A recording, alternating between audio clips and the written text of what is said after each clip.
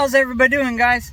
Hey, when you're doing a shifter install on a C6, whether it's a C6, Z06, ZR1, it doesn't matter. C6, period.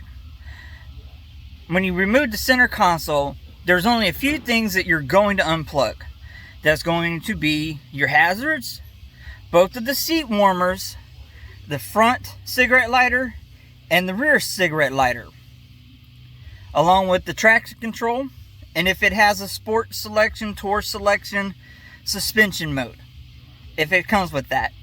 That's all you're unplugging.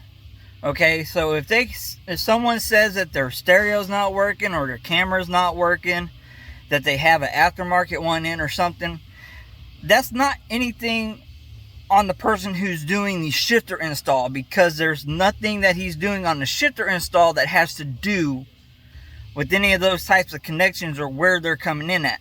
So I'll flip you around and I'll point them out. As you can see, the center console section is out. This has an MGW short throw shifter in it. All right, rear cigarette lighter, traction control button. That's it. Front cigarette lighter,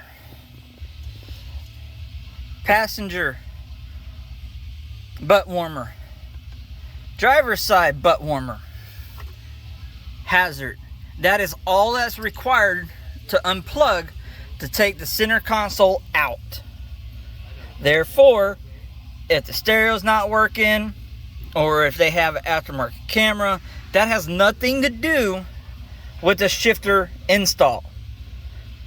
Have a great day. Thanks for tuning in and stopping by. Feel free to leave me a comment, ask me a question, and I'll catch you down the road.